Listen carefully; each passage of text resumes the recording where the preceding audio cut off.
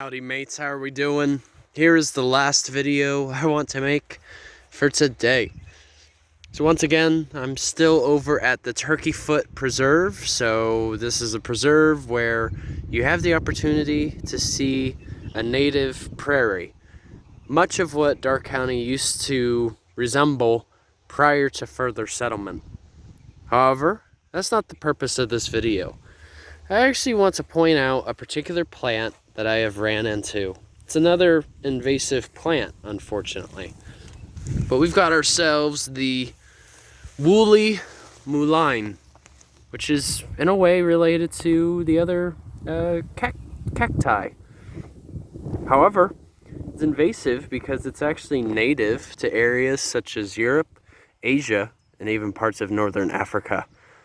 Same thing, it was brought over for ornamental purpose because as you can see, they present these fashionable yellow flowers. So this plant is actually a biennial, so it's a 2-year long plant. So in its first year of growth, it is actually very short, but you can spot their leaves, which as you can see towards the bottom, are quite large in size. And as you can, if you look closely, you can tell that the plant has a very rough texture, almost as if you were to feel sandpaper, for instance. So you have to look out for those, because if you touch it too much, it can actually irritate your skin. But in this case, with how tall it is, it's at its second year of growth. And same thing, I believe pollination is usually in the form of wind most of the time. But despite some of their characteristics, it's still an invasive plant. It can still spread to particular areas. And you can really see them among disturbed habitats or even meadows, which is basically where we are. Because actually, prairie is a French term which means meadow. So basically that term has been used interchangeably. But yeah, this is the Woolly Mullein, also known as the Great Mullein. And what's fascinating too about this plant is that they also help tell us something important. These plants, based on their stature, tell us about the soil health. So like, you figure since it's standing upright at the moment, that actually indicates that we actually have reasonable soil here. And most of the soil in prairies are usually clay and silt. And typically, the soil is very well drained too. So there isn't too much water that just sits in an area and remains stagnant.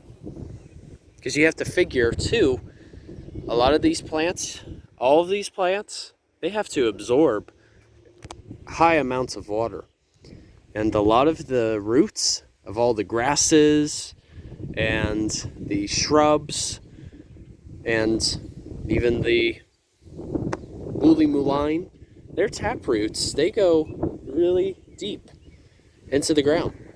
I mean, they can go as deep as 5 to 10 feet, you know? Like for instance, the big blue stem, which, I don't know if we can quite see them yet, but their taproot can literally go as deep as 8 to 10 feet underneath the ground. And then above ground, they can be up to 10 feet. So you figure that's, you know, at a maximum, they could be a total height of about 20 feet. But aside from that, you actually can use these for medicinal benefit. You actually can use it as a diuretic in tea, which can help cure particular respiratory symptoms or even digestive issues too. However though, you usually really want to boil it down because you don't really want too many of the hairs on it, as I was mentioning, which causes that irritation. So even despite that it is invasive, they can still be used for good purpose too. And usually if you're harvesting the plant, you don't want to take the whole thing. You want to leave some remnants of it too. So like you want to keep some of the leaves where you found the plant, so that there's a chance for the biennial process to start all over again. But yeah, I'm actually going to share an article for you guys, that regards foraging, and just tells you a bit more about the plant. But yeah, surprisingly, it actually is, in a sense, a non-native plant. Like, it's not even from around here.